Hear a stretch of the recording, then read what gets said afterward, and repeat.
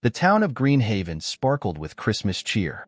Strings of lights twinkled along the eaves of the old brick buildings, wreaths adorned every lamp post, and the massive Christmas tree in the town square stood proudly, its golden star visible from blocks away. Carolers strolled the streets, their voices weaving through the crisp winter air. Yet, for all its charm, the magic of the season barely touched Jonathan Wainwright. Jonathan sat in his office, perched on the top floor of a sleek, modern building that felt as out of place in Greenhaven as he did.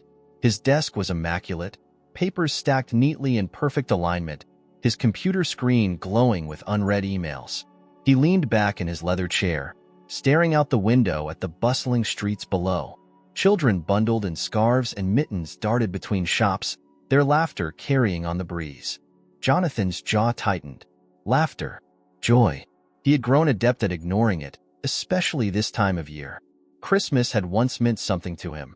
A warm home filled with the smell of baked cookies, a roaring fire, and his wife's melodic voice singing along to holiday tunes. But that was before the accident, before the hollow ache of loss swallowed his life and, along with it, the relationship with his only son. Evan, 14 and full of restless energy, was the one reminder of those brighter days. But Jonathan, lost in his work and grief, barely knew how to reach him anymore. Evan tried, in his own way, decorating the house despite Jonathan's protests, sneaking candy canes into the mug of coffee he left for his father each morning. Jonathan noticed, of course, but he said nothing. The knock at the office door startled him. Jonathan glanced at his watch. Late. Too late for visitors. When he opened the door, he found not a colleague, but a woman sitting on the stone steps just outside the building. She was wrapped in layers of tattered clothing, her hair matted beneath a worn cap. Snow clung to her shoulders, and her breath fogged in the icy air. "Ma'am?" he said, his voice sharper than intended. She flinched but didn't move. Jonathan hesitated. A part of him wanted to ignore her, to lock up and head home to his cold, silent house. But something about the way she clutched the small box in her lap gave him pause. "Are you all right?" She looked up, her eyes meeting his. They were striking, a pale green, filled with a weariness he couldn't ignore. "Just resting," she murmured. "I won't stay long." Jonathan frowned. She was clearly freezing, her hands trembling as she clung to the box as though it held her very life. Against his better judgment, he found himself speaking.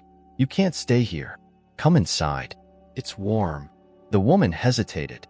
Her eyes flickered with suspicion, and she clutched the box tighter. "I'm fine." "You're not," he said, the words firmer now. "At least come in for a cup of coffee.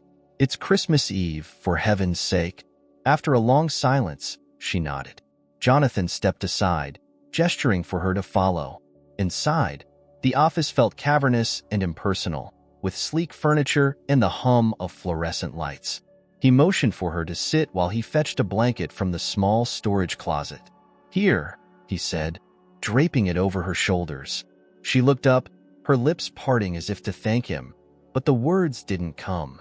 Instead, she huddled into the warmth, her hands still clutching the box. Jonathan sat across from her, studying her. She was young, perhaps late 20s, though her sunken cheeks and the dark circles under her eyes made her look older. She caught him staring and smiled faintly.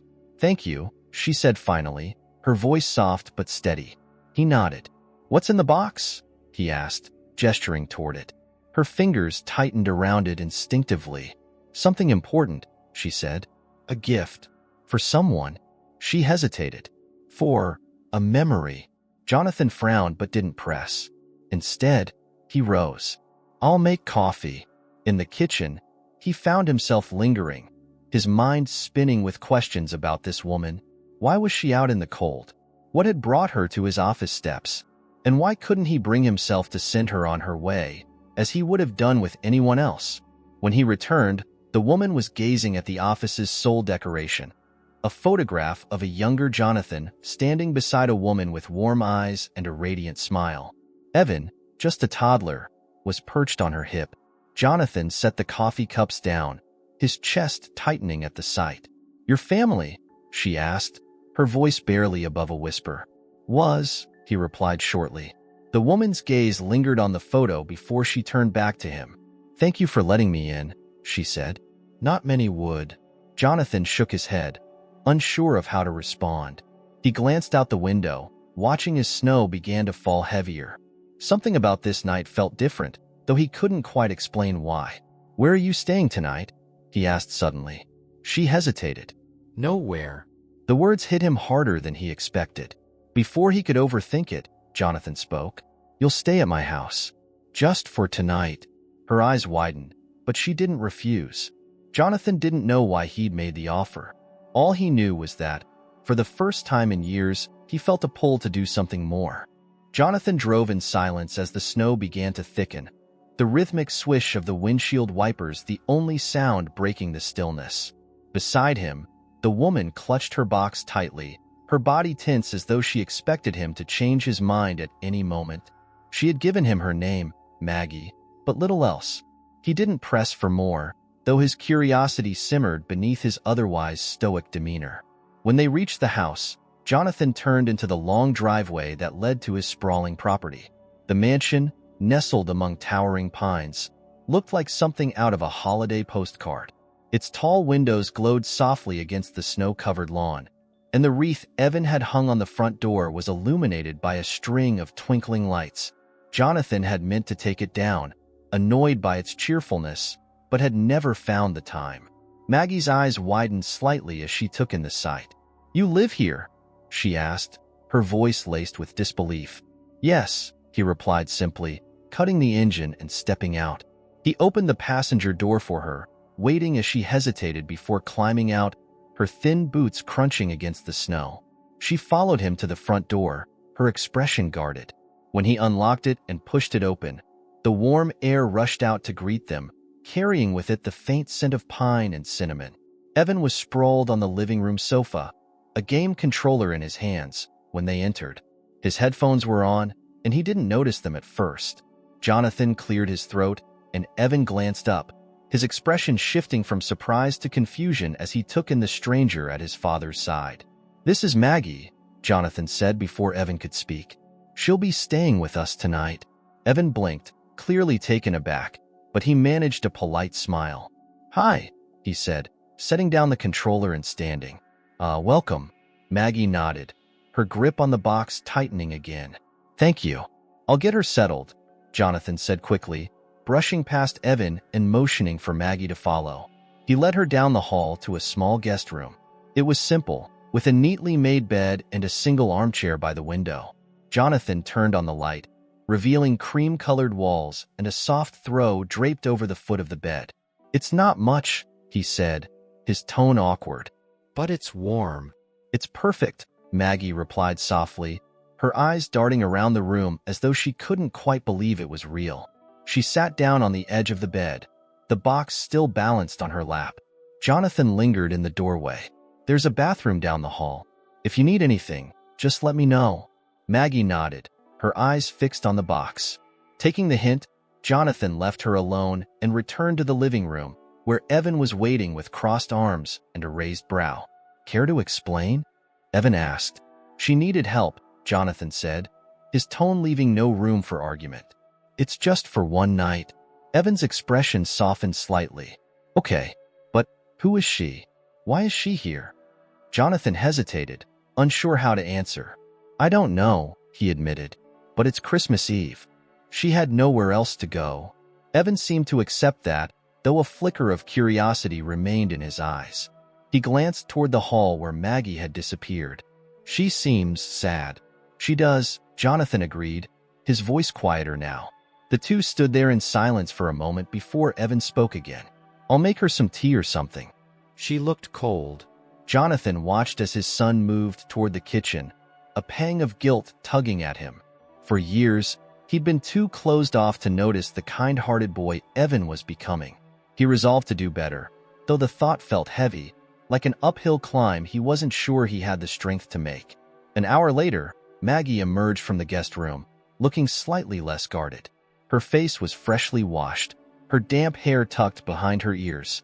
Evan handed her a steaming mug, and she accepted it with a quiet thank you before sitting on the edge of the sofa. Do you want to watch a movie? Evan asked, his tone unusually chipper. Maggie blinked, as if surprised by the offer. A movie? Yeah, we have a ton of Christmas ones, Evan said, gesturing toward the TV. Or something else if you want. Maggie hesitated, then nodded. Sure.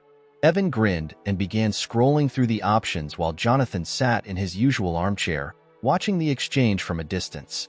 Maggie seemed uncomfortable at first, her posture stiff, but as the movie played, she began to relax, even smiling faintly at one of the jokes. Evan, oblivious to the weight of the situation, laughed easily, his enthusiasm infectious. Jonathan found himself observing Maggie more closely. There was something about her, an air of fragility that didn't quite match the strength he sensed beneath the surface. She was a puzzle, one he wasn't sure he wanted to solve but couldn't ignore. When the movie ended, Evan yawned and stretched, his eyelids drooping. I'm going to bed, he announced, shooting Maggie a shy smile. Good night. Good night, she replied, her voice almost tender. Jonathan stood as well, stretching out his stiff limbs. I'll show you to your room. Maggie nodded and followed him back down the hall. At the door to the guest room, she paused, turning to face him. Thank you, she said, her voice steady but filled with a sincerity that caught him off guard. For everything, he nodded, unsure how to respond. As she stepped inside and closed the door softly behind her, Jonathan stood there for a moment, staring at the wooden panel. He couldn't shake the feeling that this woman, with her mysterious box and quiet sadness, was about to change something in his life, something he wasn't ready for.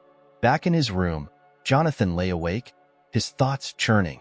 Outside, the snow continued to fall, blanketing the world in silence. For the first time in years, the stillness didn't feel empty. It felt like the beginning of something he couldn't yet name. The next morning, the house was quiet. Jonathan woke earlier than usual, the faint smell of coffee drifting through the air. He pulled on a sweater and made his way to the kitchen, expecting to find Evan half asleep at the counter, but instead, he found Maggie. She stood by the stove, a pot of water heating as she methodically prepared tea. She didn't notice him at first, her attention focused on the task. Her movements were careful, almost ritualistic, as if making tea was something far more significant than it seemed. Good morning, he said, his voice breaking the stillness. Maggie jumped slightly, turning toward him with wide eyes. Good morning, she replied, clutching the spoon in her hand. I didn't expect to see you up this early, he said, stepping into the kitchen. Did you sleep well? She nodded, though her expression betrayed a hint of hesitation. I did. Thank you. Jonathan poured himself a cup of coffee and leaned against the counter, watching her. You didn't have to make anything. I wanted to, Maggie said simply.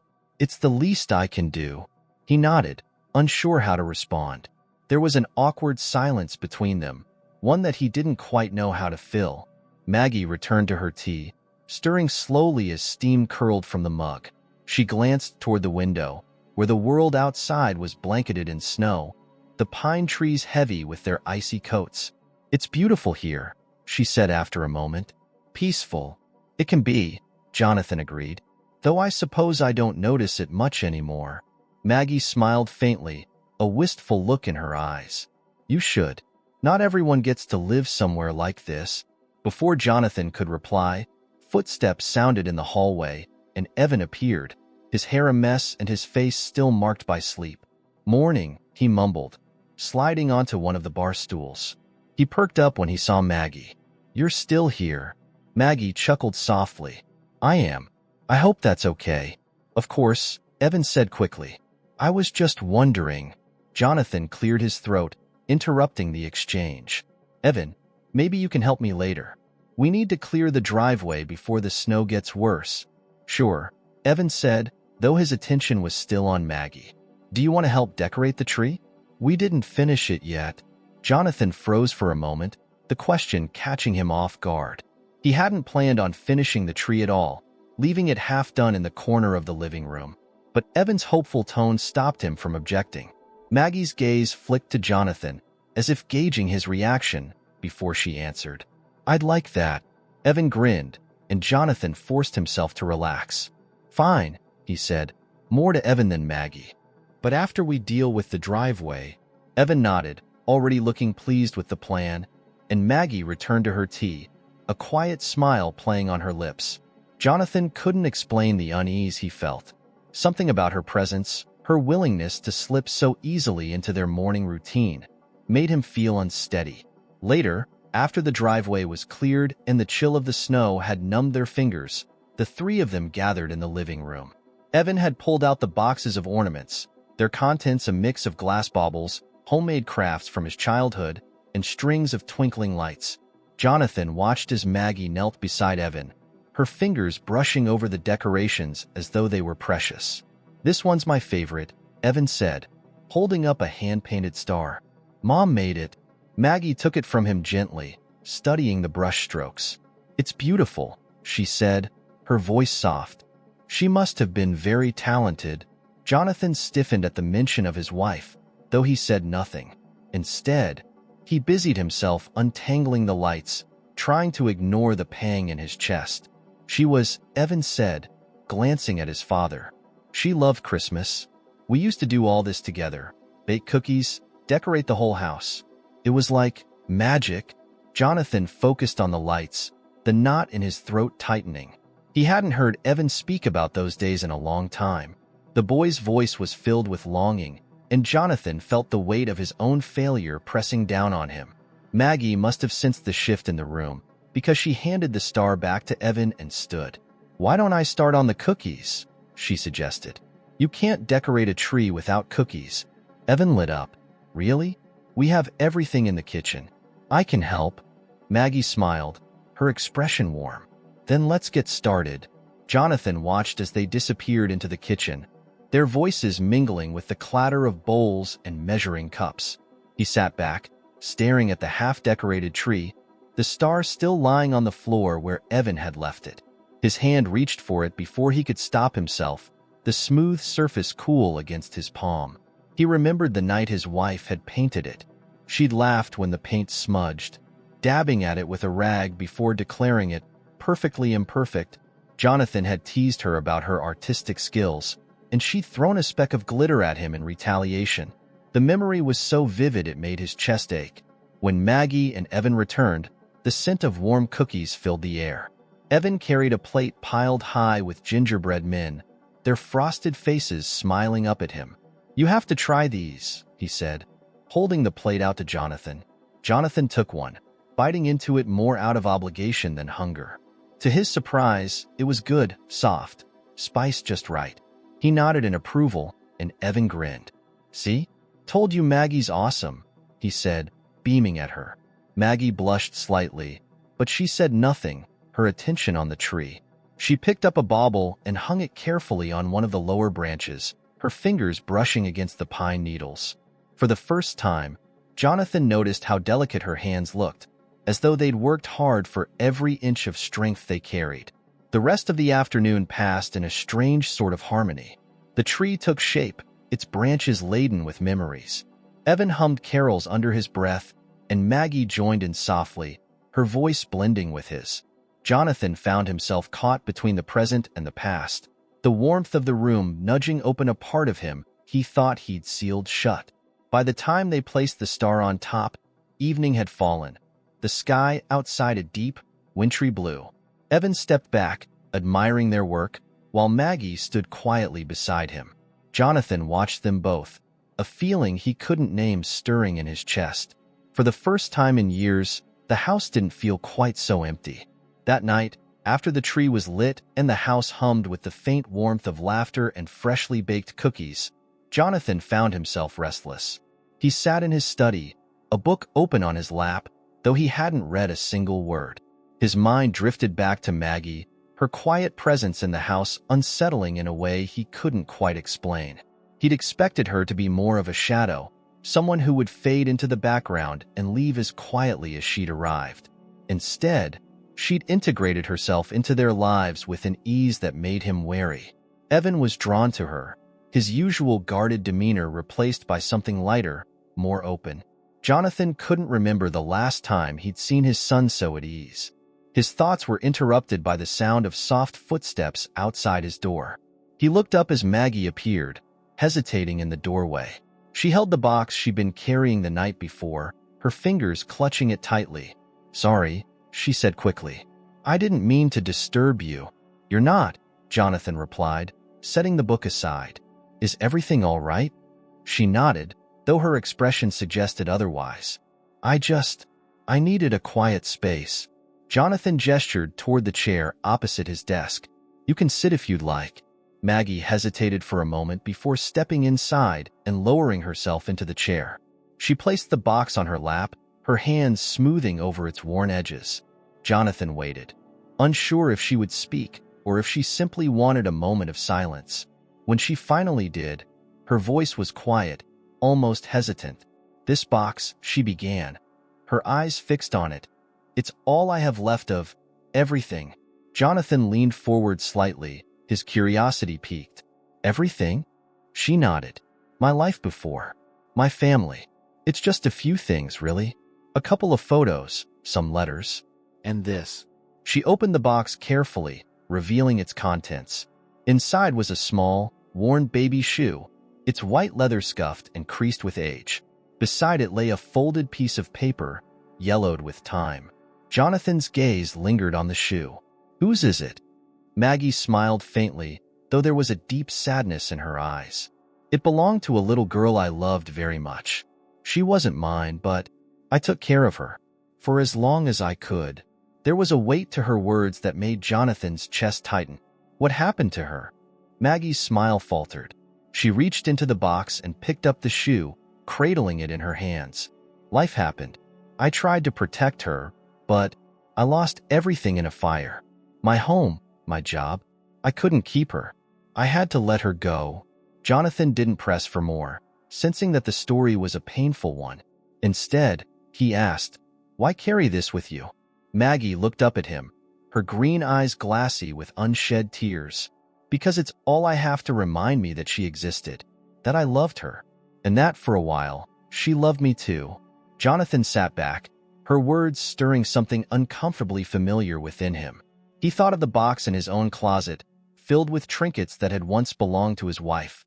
Her favorite scarf, a stack of handwritten recipes, a necklace she'd worn almost every day. He hadn't opened it in years, unable to face the memories it held.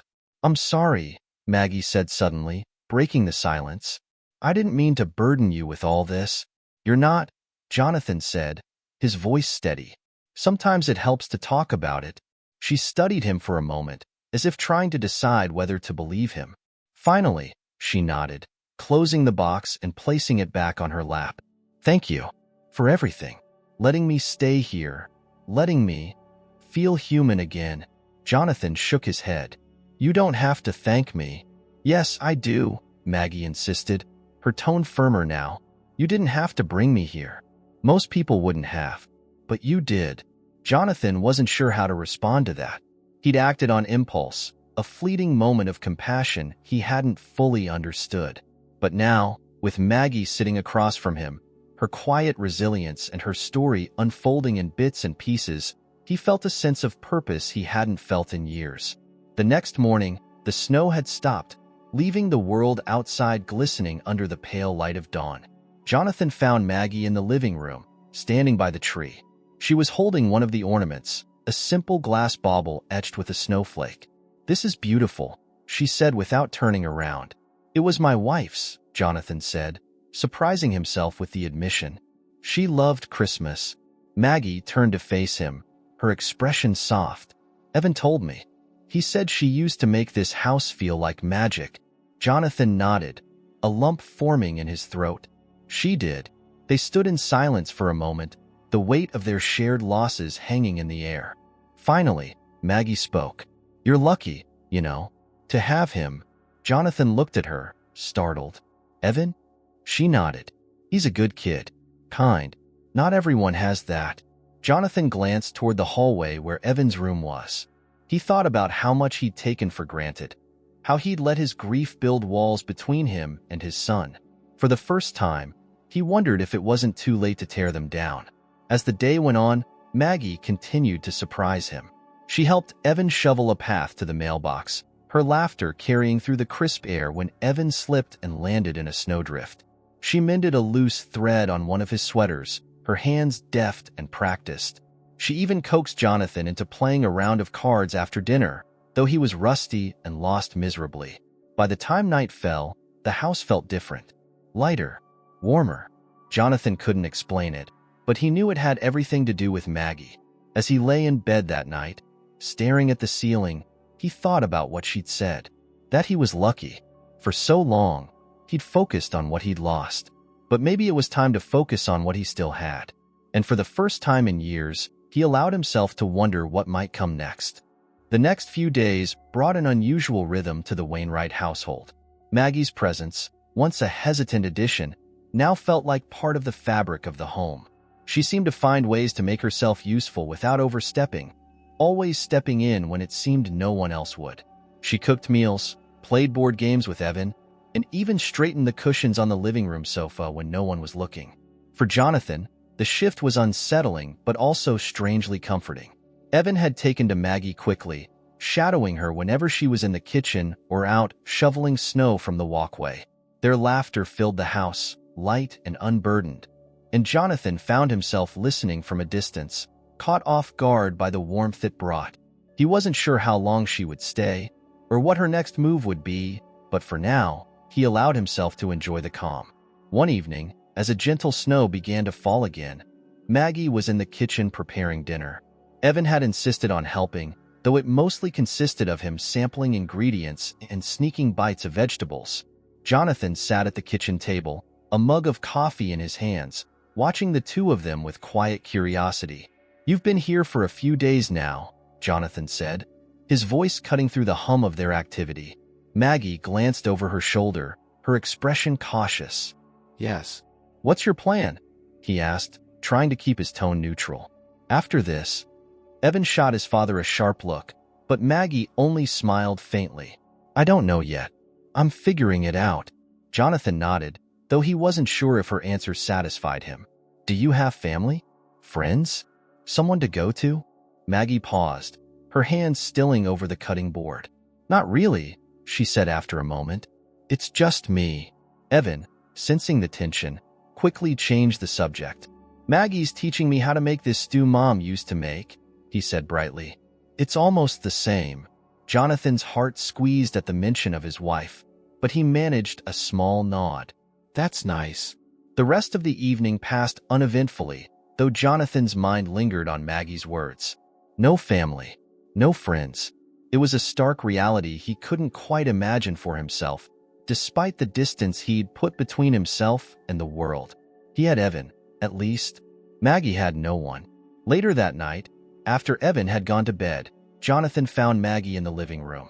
She was sitting on the floor by the fire, her legs crossed and her box open in front of her. The baby shoe and the folded letter sat on top, along with a small photograph Jonathan hadn't seen before.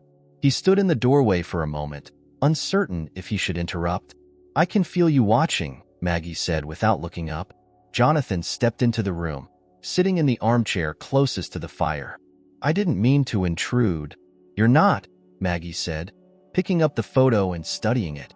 "I was just thinking." He gestured toward the box. "About her?" Maggie nodded. "Always." Jonathan leaned forward, his elbows resting on his knees. "You never told me her name." Maggie hesitated, then placed the photo back in the box. "Her name was Lily." Jonathan's chest tightened at the tenderness in her voice. "She must have meant a lot to you." "She did," Maggie said, her gaze distant. "She was my everything. When I lost her, I didn't think I'd survive it." "What happened to her?" Jonathan asked, his voice softer now. Maggie's jaw tightened, and she took a deep breath before answering. "After the fire, I couldn't take care of her. I tried. I really tried. But it wasn't enough. I had to let her go."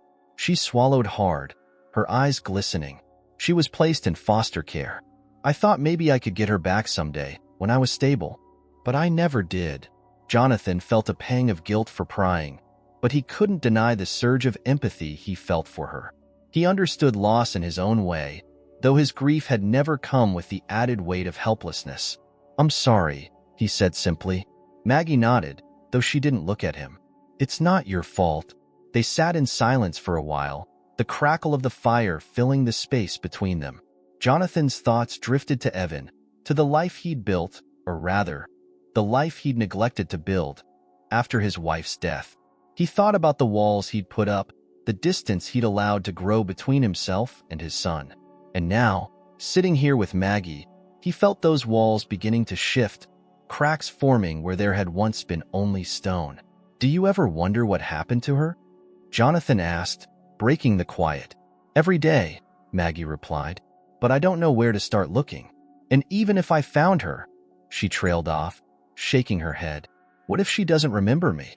Or worse, what if she does?" Jonathan didn't know what to say to that. He thought of Evan again, of how much he'd been willing to do to keep his son close, even if it meant failing in other ways. "Sometimes," he said slowly, "it's better to try than to live with the questions." Maggie turned to him then, her green eyes searching his face. "Do you really believe that?"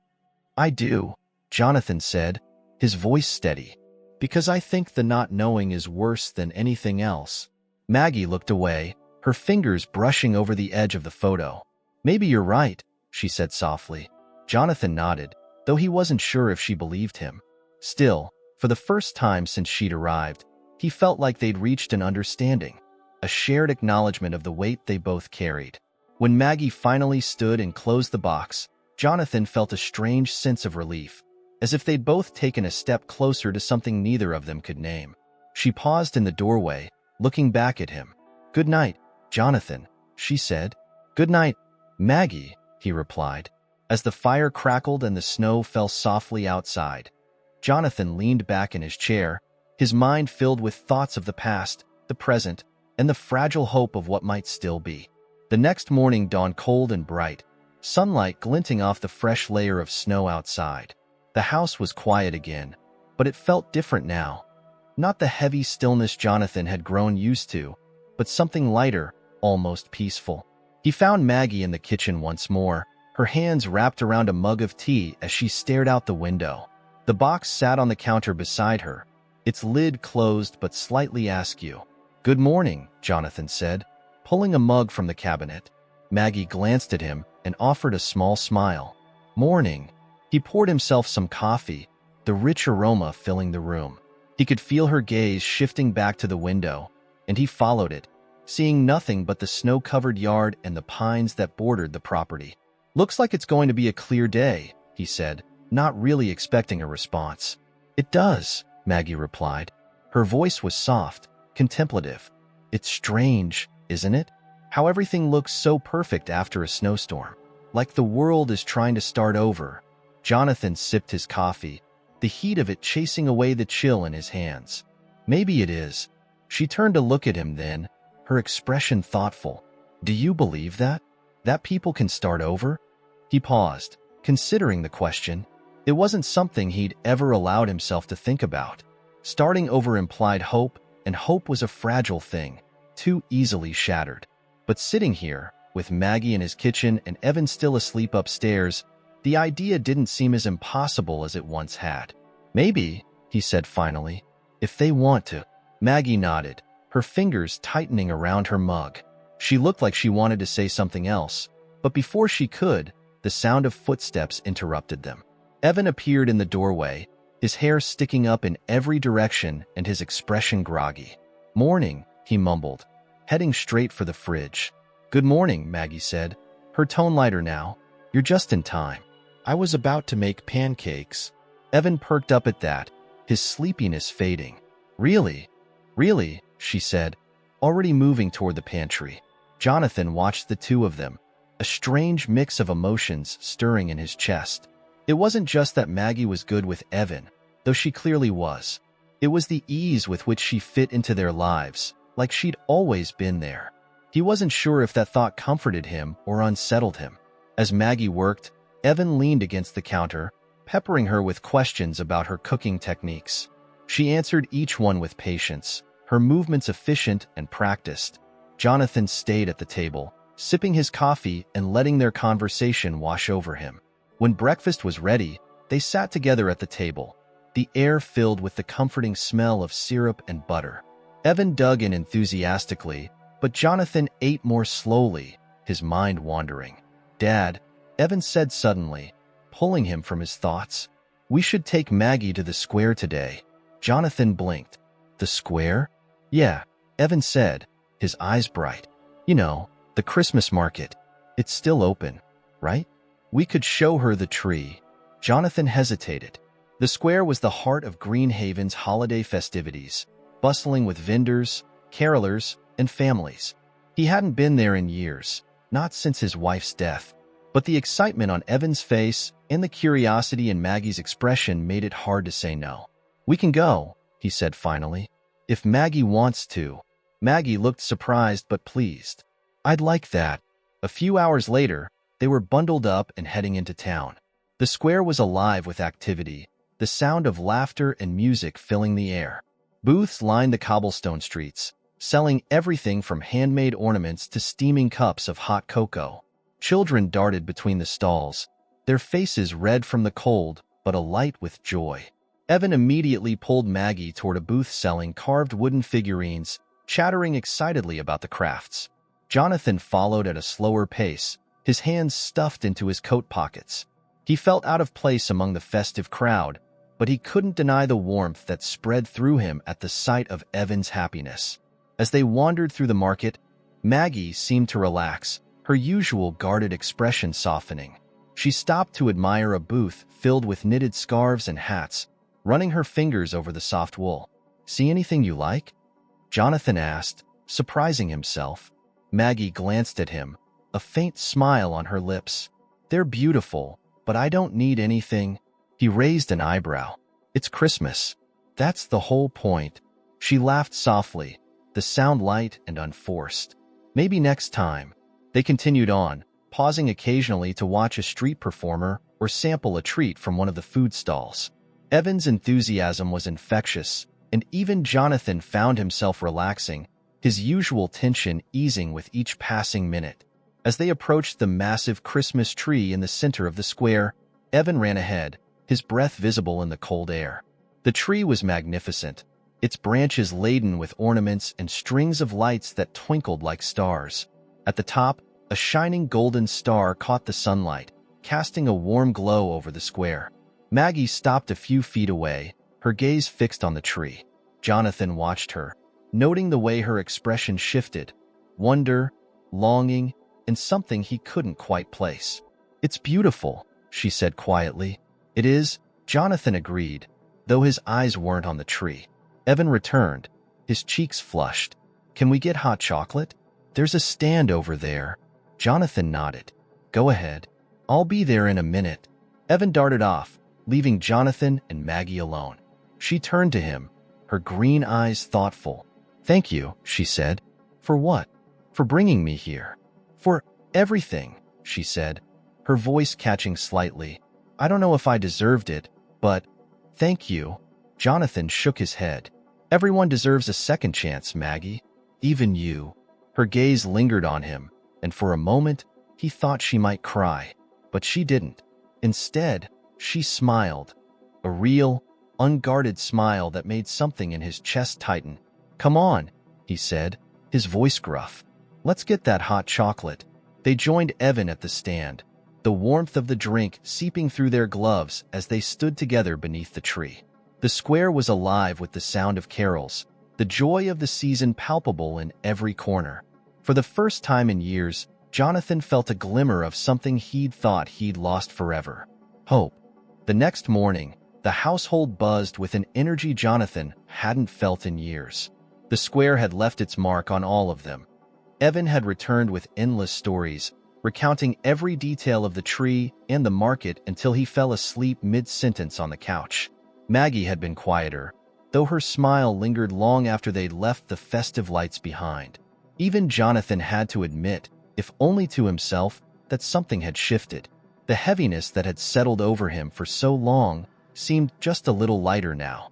Maggie was in the kitchen when Jonathan woke up, as had become her routine. She was standing by the window again, gazing out at the snow-covered yard, a mug of tea cradled in her hands. The sight was so familiar now that it surprised him how natural it felt. For a woman who had come into their lives so suddenly, she had managed to carve out a space that felt right. He poured himself a cup of coffee and joined her by the window. For a moment, neither of them spoke, the quiet of the house stretching around them. Outside, the world seemed frozen in time, the snow pristine and untouched. Evan told me he wants to build a snowman today, Maggie said finally, breaking the silence. Jonathan chuckled softly. He used to love doing that when he was little. My wife would bundle him up so much he could barely move. He'd just waddle around the yard, trying to stack snow. Maggie smiled, her gaze still fixed on the yard. Sounds like a good memory. It is, Jonathan admitted, surprised by how easily the words came. One of the few I haven't let myself forget. Maggie turned to look at him then, her green eyes filled with something that made him feel exposed. You should hold on to those. They're important. Jonathan nodded, unsure how to respond. Before he could find the words, Evan burst into the room, his energy as boundless as ever. Dad. Maggie. It snowed more last night. We have to go outside, Evan exclaimed, his excitement spilling over. The snow's perfect for a snowman. Maggie laughed, setting her mug down. Well, I guess we can't say no to that. Jonathan followed them outside, the cold air biting at his face as he stepped onto the porch. Evan was already bounding into the yard, scooping up handfuls of snow and declaring it ideal snowman material. Maggie trailed behind him, her laughter ringing out as Evan attempted to roll a ball of snow twice his size. Jonathan watched them for a moment, his breath visible in the cold air. He'd spent so long avoiding these moments, telling himself he didn't deserve them or that they wouldn't matter. But seeing Evan so happy, hearing Maggie laugh, it made him realize how much he'd been missing. He stepped off the porch, the snow crunching beneath his boots, and joined them in the yard. Evan grinned at him, his face pink from the cold. You're finally coming to help? Jonathan rolled his eyes, but couldn't hide his smile. Somebody has to make sure you don't knock the whole thing over. Together, the three of them worked on the snowman, their laughter echoing across the yard. Maggie showed Evan how to smooth the edges of the snow, and Jonathan found himself tasked with finding sticks for the arms. By the time they were done, the snowman stood proudly in the middle of the yard, complete with a carrot nose, a scarf, and an old hat Jonathan had dug out of the garage. Evan stepped back to admire their work, his hands on his hips. It's perfect. It's pretty good, Jonathan said, feigning nonchalance. For a first try. Evan groaned. Dad, you always have to ruin it. Maggie laughed, brushing snow from her gloves. I think it's perfect too. They stood there for a moment, the snowman smiling back at them with his lopsided grin. Jonathan glanced at Maggie, noting the way her cheeks were flushed from the cold, her eyes bright. It was the happiest he'd seen her since she'd arrived. As they headed back inside, Evan ran ahead, declaring he needed hot chocolate immediately. Maggie lingered behind with Jonathan, her steps slower now that the moment of playfulness had passed. Thank you, she said quietly as they reached the porch. For what? Jonathan asked, turning to face her. For letting me be part of this, she said, her voice steady but tinged with emotion. Even if it's just for a little while. Jonathan frowned. You don't have to keep saying that. You're here. That's what matters. Maggie's gaze dropped to the snow beneath her boots. I know. I don't want you to think I'm taking this for granted. He wanted to say more, to tell her that she didn't need to explain herself. But before he could, Evan called from inside, his voice filled with impatience. Maggie smiled, a flicker of something unreadable crossing her face, and followed Evan inside. The rest of the day passed in a blur of warmth and light. They watched old Christmas movies, their laughter filling the living room as Evan insisted on reciting every line he could remember. Maggie baked cookies, her hands moving deftly as she taught Evan how to pipe frosting onto the still-warm treats. Jonathan found himself sitting at the counter, watching them with a sense of contentment he hadn't felt in years. As night fell, the snow outside glowing softly under the porch lights, Jonathan found himself in the living room once again. Maggie was sitting on the couch, her box resting on her lap. She hadn't opened it this time, but her hands rested on the lid, her fingers tracing its edges. Do you ever think about finding her? Jonathan asked, breaking the silence. Maggie looked up at him, startled by the question. Lily? He nodded. You said you lost her. But that doesn't mean it's too late. Maggie hesitated, her hands tightening on the box. I wouldn't even know where to start. It's been so long. What if she doesn't remember me? Or what if she's better off without me? Jonathan sat down across from her, his expression serious. You won't know unless you try. And if she is better off, at least you'll know you did everything you could.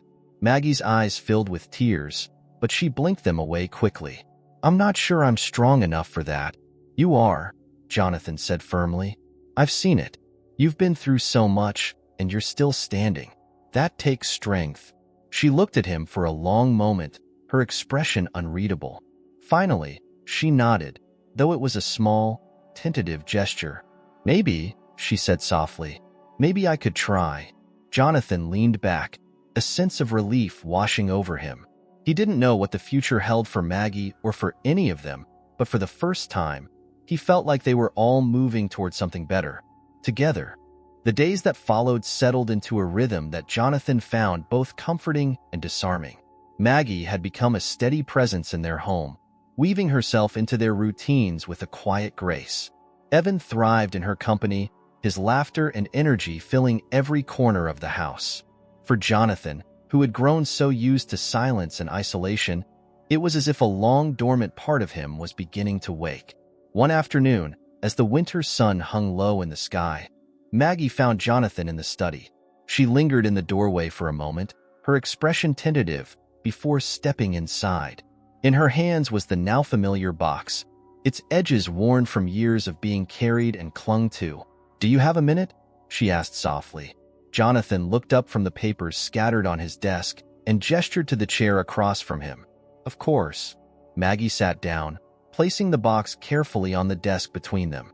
For a moment, she didn't speak, her fingers tracing the edges of the lid as though searching for the right words. I've been thinking, she began, her voice measured. About what you said, about trying.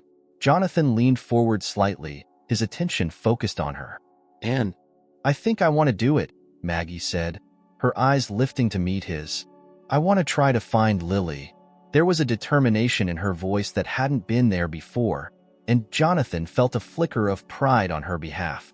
That's a big step. I know, she said, her fingers still on the box. But you're right. I can't keep wondering. I need to know if she's okay, if she's happy, even if it hurts. Jonathan nodded, understanding the weight of her decision. Do you have anything that might help? Documents? Dates? Anything that could point you in the right direction? Maggie opened the box and removed the folded piece of paper. This is all I have, she said, handing it to him. It's the record from when she was placed in foster care. It's not much, but it's a start. Jonathan unfolded the paper, scanning its contents. The document was old, the ink slightly faded, but the details were clear enough.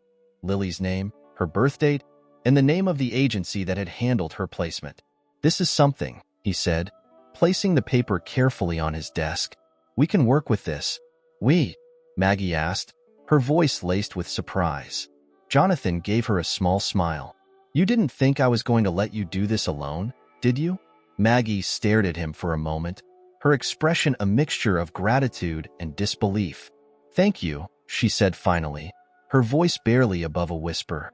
That evening, after Evan had gone to bed, Jonathan began making calls. The agency listed on the document was still in operation, though under a different name, and after some polite persistence, he managed to speak with someone who agreed to look into the records. The process would take time, they warned him, but it was a step forward. When he relayed the news to Maggie, her relief was palpable. I didn't think anyone would still care after all this time, she admitted. People care more than you think, Jonathan said. Sometimes you just have to remind them. The waiting was the hardest part. Days stretched into a week, then two, with no word from the agency. Maggie grew quieter, retreating into her thoughts more often, though she tried to mask her anxiety around Evan. Jonathan noticed, of course, but he didn't push her. He knew better than anyone how difficult it was to sit with uncertainty. Evan, oblivious to the undercurrent of tension, continued to pull Maggie into his world. They spent hours building puzzles, baking cookies, and even attempting to teach Jonathan how to play a card game that left him thoroughly defeated. It was during one of these games, as the three of them sat around the coffee table, that the phone call came. Jonathan excused himself, stepping into the kitchen to answer. The voice on the other end was kind but businesslike, delivering the news with practiced efficiency. When the call ended, Jonathan stood there for a moment, his hands still on the receiver, before returning to the living room. Maggie looked up at him, her expression expectant but guarded. "Was that?" "It was," Jonathan said. He sat down, his tone careful but reassuring. "They found something. An address. It's recent." Maggie's breath hitched, her hands gripping the edge of the table. "Where?" "A few towns over," Jonathan said. "It's not far." Evan, sensing the gravity of the moment, remained silent, his wide eyes shifting between his father and Maggie. Finally, Maggie nodded, her voice steady despite the tremor in her hands. "I need to go." "We'll go together," Jonathan said firmly. "Tomorrow." The next morning, they set out early, the world still cloaked in the soft gray of dawn. Evan stayed behind with a neighbor, his excitement tempered by a mix of curiosity and nervousness for Maggie. The drive was quiet, the weight of what lay ahead pressing down on both of them. When they arrived at the address, Maggie hesitated, her hand hovering over the door handle. Jonathan reached out, his voice gentle. "You don't have to do this alone." She nodded, drawing strength from his presence, and together they approached the modest house. The yard was tidy, a small swing set tucked into one corner, and a wreath hung on the front door. Maggie knocked, her hand trembling slightly. They waited, the seconds stretching into what felt like hours, until the door opened. A woman in her 40s stood there, her expression polite but cautious. Maggie's voice faltered at first, but she found it again, explaining who she was and why she was there. The woman listened, her eyes softening as she pieced the story together. "Lily," she said finally. "She's here. She's my daughter now." Maggie's breath caught, her eyes filling with tears. Can I see her?" The woman hesitated, then nodded. "Let me get her." As the woman disappeared inside, Maggie turned to Jonathan, her face a mixture of hope and fear. He placed a reassuring hand on her shoulder, and they waited. When Lily appeared, Maggie's tears spilled over. She was older now, of course.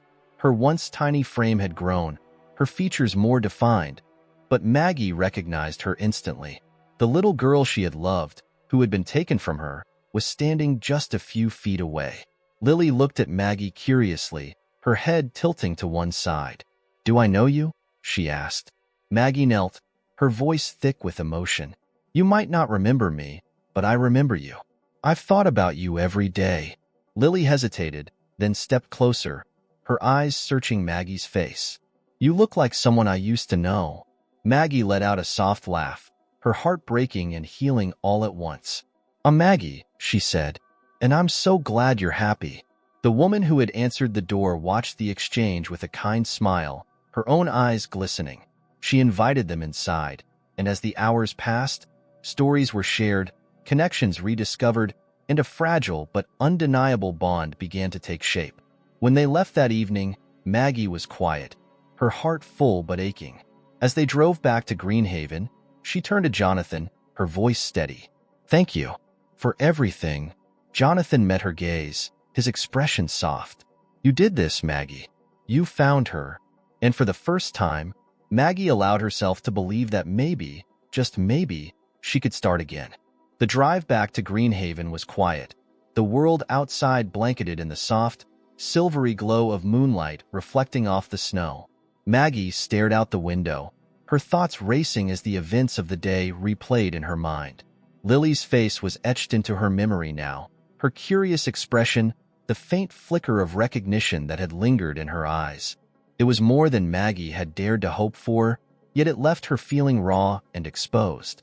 Jonathan glanced at her occasionally, his hands steady on the wheel. He could see the tension in her posture, the way her fingers fidgeted with the hem of her coat. He didn't press her to talk, sensing that she needed time to process. Instead, he focused on the road ahead, the hum of the car engine filling the silence. When they finally pulled into the driveway, The house was dark except for the glow of the Christmas tree in the living room. Evan must have fallen asleep waiting for them, his excitement and nerves finally giving way to exhaustion.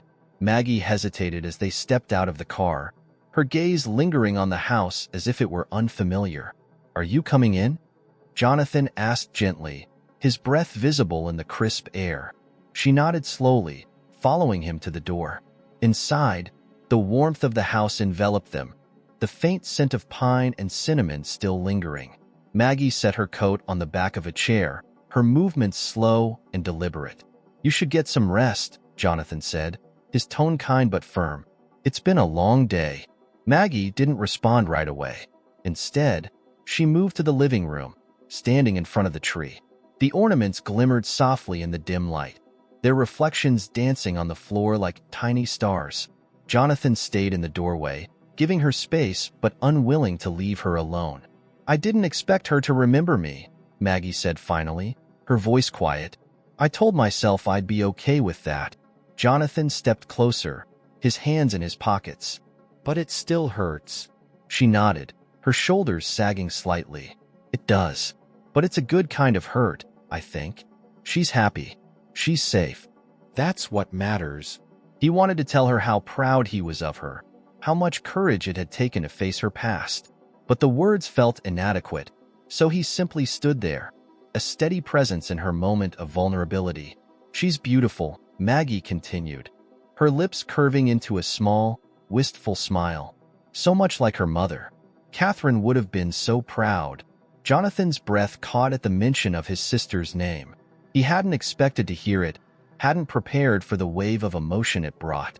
"You knew her," he said, the words more a statement than a question. Maggie turned to face him, her expression soft but serious. "I did. She was my best friend. My family when I didn't have one." Jonathan's chest tightened, memories of his sister flooding back, her laughter, her warmth, the way she lit up every room she entered. "She never told me about Lily," he admitted. "Not before she left." "She was scared," Maggie said, her voice tinged with sadness. "She thought she burdened you enough. But she loved you, Jonathan. She talked about you all the time." The lump in his throat made it hard to speak. He looked away, his gaze settling on the tree. "I wish I could have been there for her. For Lily." "You're here now," Maggie said simply. "That's what counts." Her words settled over him like a balm, easing the ache in his chest. For a long moment, they stood in silence, the weight of the past mingling with the fragile hope of the present. Finally, Maggie exhaled softly, as if releasing a burden she'd carried for too long. "I think I'll take your advice," she said, her voice lighter now. "I'll get some rest." Jonathan nodded, watching as she made her way to the guest room. When she closed the door behind her, he sat down on the couch, staring at the glowing tree.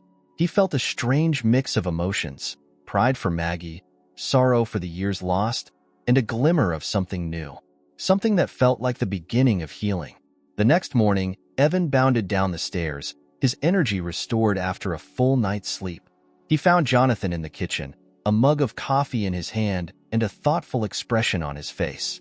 "Did you guys find her?" Evan asked eagerly, sliding onto one of the bar stools. Jonathan nodded. "We did."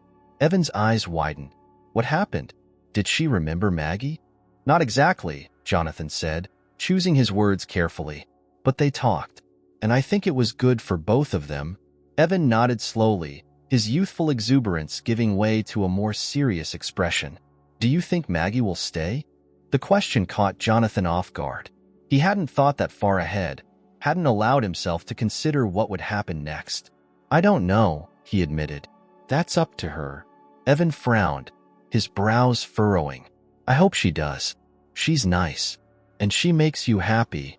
Jonathan blinked, taken aback by the observation. "What makes you think that?" Evan shrugged, a small smile tugging at his lips. "You laugh more when she's around. And you don't seem as grumpy." Jonathan chuckled softly, ruffling his son's hair. "Grumpy? Huh. Yeah," Evan said, grinning now. "But seriously, Dad, she's good for us." Jonathan didn't respond, but his son's words stayed with him. Maggie had brought something to their lives that he hadn't even realized they were missing. a sense of connection, of possibility. He didn't know what the future held, but he knew he didn't want to lose that. As the day unfolded, the house felt brighter, livelier. Maggie joined them for breakfast, her smile more genuine than it had been in days. Evan insisted on playing a board game after the meal, and Jonathan found himself laughing more than he had in years. Later, as the sun began to set and the first stars appeared in the winter sky, Jonathan found Maggie on the porch. She was wrapped in a blanket, a steaming mug in her hands as she gazed out at the snow-covered yard. "Mind if I join you?" he asked, stepping outside. She shook her head, a small smile playing on her lips. "Not at all." He sat down beside her, the cold biting at his skin despite his coat. For a while, they didn't speak, the quiet settling over them like a comforting weight. "Thank you," Maggie said suddenly, breaking the silence. "For what?" Jonathan asked, turning to look at her. "For giving me a place to start over," she said, her voice steady. "For believing in me, even when I didn't believe in myself." Jonathan shook his head. "You've done more than you realize, Maggie. For me, for Evan. You've brought something back to this house that I thought was gone for good." She looked at him then, her green eyes filled with gratitude and something deeper. "Maybe we're all starting over." "Maybe we are," Jonathan said, his voice quiet but certain. As they sat together under the starlit sky, Jonathan felt a sense of peace he hadn't known in years. It wasn't perfect, and the road ahead would likely be filled with challenges, but for the first time, he felt like they were on the right path. Christmas morning arrived with a gentle stillness, the kind that only came after a fresh snowfall. The house was warm, the scent of coffee and cinnamon rolls wafting through the air as sunlight streamed through the windows. Evan was already awake, his excitement bubbling over as he darted between the living room and the kitchen, his arms filled with wrapped gifts he'd pulled from beneath the tree. Jonathan sat at the kitchen table, a mug of coffee in his hands and a faint smile tugging at his lips. Watching Evan's unbridled enthusiasm was a gift in itself, a reminder of the joy he'd once felt during the holidays and was now beginning to rediscover. Maggie appeared in the doorway, her expression soft as she took in the scene. She was wrapped in a cozy sweater Evan had insisted she borrow, her hair loosely tied back. She held the familiar box in her hands, though today it seemed more like a part of her than a burden. "Good morning," Jonathan said, his tone light. "Morning," Maggie replied, stepping into the kitchen. She set the box on the counter and poured herself a cup of tea, moving with a quiet confidence that spoke of how far she'd come since she'd first arrived. Evan bounded into the room, his arms now empty, his face glowing with anticipation. "Dad, come on. We have to open presents." Jonathan chuckled, setting his mug down. All right. Let's see what you've got for us this year." They gathered in the living room, the tree casting a warm glow over the space.